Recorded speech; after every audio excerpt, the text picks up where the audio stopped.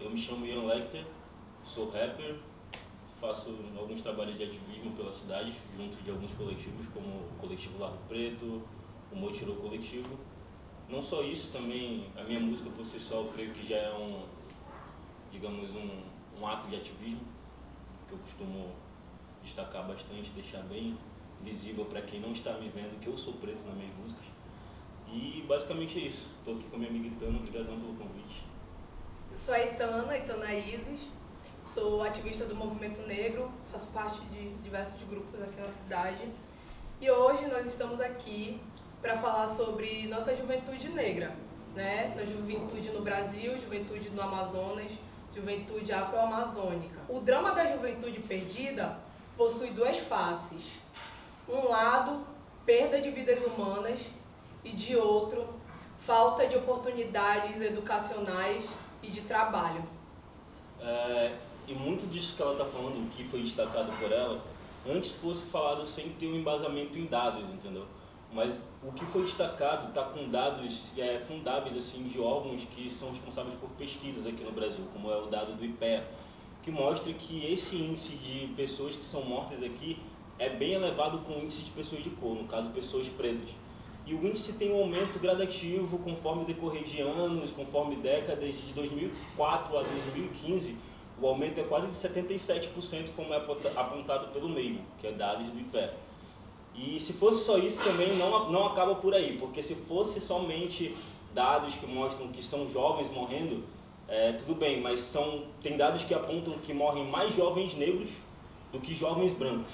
E no decorrer de anos há uma decrescência no índice de mortes entre jovens brancos e há um aumento entre mortes de jovens negros. É alarmante, né? É muito alarmante. E quando a gente faz uma divisão entre jovens homens e mulheres, nós vemos que é uma mesma luta com dois viés, né? Porque o jovem negro, ele é assassinado pelo sistema de uma forma institucional, né? Ele é assassinado pela polícia, ele é assassinado pelo tráfico de drogas. E quando vamos observar o lado das jovens, elas são mortas pelos companheiros, pelos parentes, né? Violência doméstica. E isso precisa ser abordado, a gente precisa discutir, porque as pessoas não negras, o assassinato de pessoas não negras está decaindo, tanto de homens e mulheres, enquanto de pessoas negras só vem subindo. Ou seja, o assassinato no Brasil, ele tem cor e é preto. Não somente o assassinato no Brasil, mas principalmente como ele se dissemina, entendeu? O assassinato no Brasil, principalmente se voltando para o jovem, eu creio que é algo que, se tratando do jovem periférico, ele se dá de uma forma, que é uma forma com a qual a gente já sabe, que é o despreparo do sistema, com a opressão sistemática também, de vários fatores. E já o assassinato de jovens que não integram esse grupo de jovens negros, ele chega de uma forma que já é muito generalizada, como é o que eu posso falar assim. Como, por exemplo, jovens que morrem em acidente de trânsito, jovens que morrem de outras causas que não sejam causas que envolvem violência do sistema ou de qualquer outra coisa que envolva questões políticas de segurança pública, entendeu? Para falar assim dos dados do IPEA, né, eles dizem que de 2005 a 2015 a mortalidade de mulheres negras aumentou 22%, enquanto de mulheres não negras reduziu 7,4%. Está muito disseminado na sociedade. E isso acaba que não se restringe somente às mulheres, mas você apontar os dados das mulheres é algo muito importante pra caramba. Mas o aumento, ele não é só o aumento e a baixa, ela não se dá somente com mulheres. Acontece também no geral de jovens negros que são mortos, em que há um aumento de 17% de 2005 para 2015. E de jovens brancos há uma redução de 14%. Então, basicamente, como a Itana falou, é preto que está morrendo, entendeu? E muito disso não é mostrado pelas mídias e vetores de informação que a gente conhece, que são os mais convencionais. Mas que, se vocês forem atrás na internet da informação, ela vai mostrar dados para vocês, de precisos, de dados de órgãos que são sei lá, alguns de economia aplicada ou algo do tipo, entendeu? E quando a gente traz essa discussão, esse debate para o Amazonas, nós também temos dados, nós também temos como comprovar que aqui os homicídios também têm cor, né? E a Secretaria Nacional de Juventude, em 2017, fez uma pesquisa que eles classificam a vulnerabilidade dos jovens à violência. E o estado do Amazonas está em 10º lugar. E tem um estado que foi o estado que me chamou mais atenção, que foi registrado em 2014, se eu não me engano, posso estar enganado, em Alagoas, onde o índice de pessoas mortas chegou a 77%. E o índice de pessoas mortas que eu falo são de pessoas negras. Ou seja, 77% da população negra estava sendo morta em Alagoas e tinha um índice ainda maior que era o de mulheres. As mulheres que morriam, praticamente nenhuma branca morria. Só eram negros. Então é como, por exemplo, o branco de Alagoas vivesse nos Estados Unidos e o negro de Alagoas vivesse, por exemplo, num país mais violento, que é El Salvador, entendeu? O índice, a discrepância é muito pesada, é muito pesado. Assim a gente vê, né? O Brasil, a gente vive no mesmo país com realidades totalmente diferentes. Como o Brasil, para a população negra, é um Brasil totalmente diferente da população não negra. E se falando em território, né? Porque se aplica na questão geográfica, onde tu tá, pô. Suponhamos, porra, se tu tiver no Nordeste é algo bem mais incidente, como a gente estava conversando. É algo que, pô, é visível, cara, que o que morre é preto, entendeu? E já se tratando de Norte, também fica visível, só que não sei se é tão expressivo assim. Não é tão, no Norte não é tão expressivo quanto no Nordeste, mas os índices têm crescido cada vez mais de mortalidade de jovens negros. E quando eu digo jovens, eu estou incluindo ambos os sexos.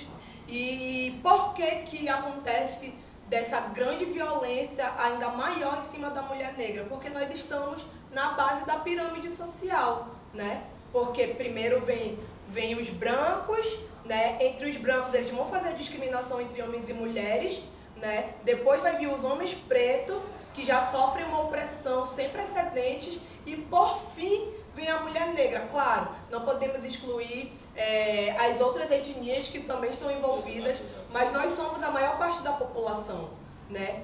E o que acontece? Nós somos a base da pirâmide social, então nós sofremos opressão por sermos negras, sofremos opressões por sermos mulheres, porque o nosso país é muito machista, todo mundo sabe que o Brasil é um dos países que mais matam mulheres e o feminicídio só vem crescendo a cada dia.